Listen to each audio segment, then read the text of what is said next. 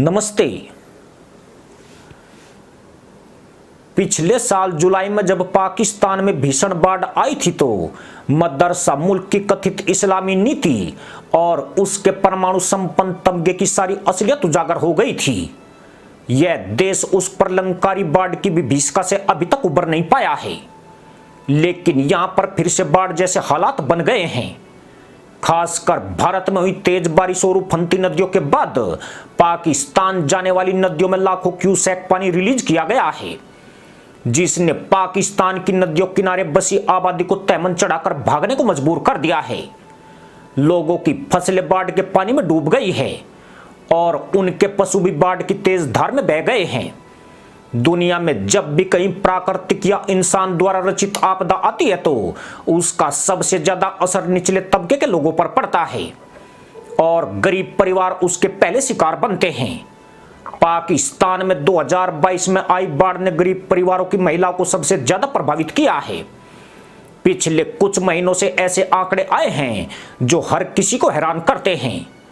पाकिस्तान जो खुद को इस्लाम का सबसे बड़ा लंबरदार मानता है और जिस देश में वेश्यावृत्ति कानूनी तौर पर अवैध है, यहां तक कि उसके बलूचिस्तान और खैबर पख्तूनख्वा प्रांतों में जहां वेश्यावृत्ति पर मौत की सजा का प्रावधान है, यही पाकिस्तान एशिया में देह व्यापार की सबसे बड़ी मंडी बन गया है। ताजा आंकड़े बताते हैं कि बीते एक साल में पाकिस्तान में देह व्यापार में $20 मिलियन का उछाल आया है, जबकि 2 साल पहले यह कुछ 100 करोड़ पाकिस्तानी रुपए का हुआ करता था। देह व्यापार से मतलब सिर्फ पाकिस्तान में जिस्म फरोशी की गतिविधियों से नहीं है, बल्कि इसमें मानव तस्करी जो कि महिलाओं की खरीद फरोख्त के रूप में होती है और पाकिस्तान के बाहर के देशों में महिलाओं को किराए पर मुहैया कराना भी शामिल है।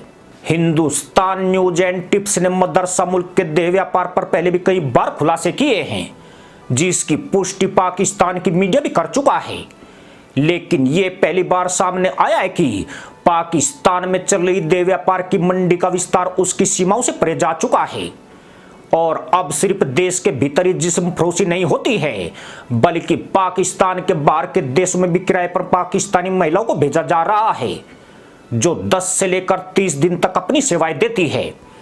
खास बात यह कि यह महिलाएं 5 से 8 तक के समूह में देश से बाहर भेजी जाती है और फिर कॉन्ट्रैक्ट खत्म होते ही स्वदेश लौट आती है।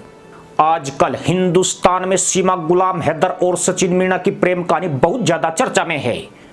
पाकिस्तान से लेकर हिंदुस्तान तक में इसको लेकर काफी कानाफूसी हो रही है, पर सच्चाई यही है कि पाकिस्तान में सीमा के हालातों से ताल्लुक रखने वाली महिलाएं आज देह व्यापार में सबसे ज्यादा उतरी हुई है।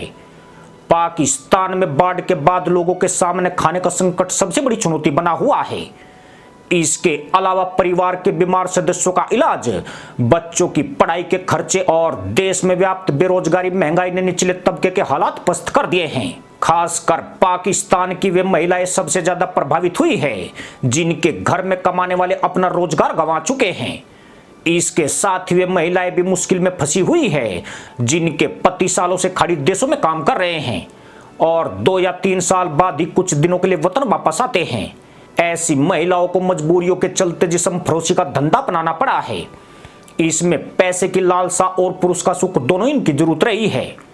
पाकिस्तान के सलीम बर्नी ट्रस्ट ने अपनी रिपोर्ट में दावा किया है कि मदरसा मुल्क लड़कियों के लिए नरक बनता जा रहा है।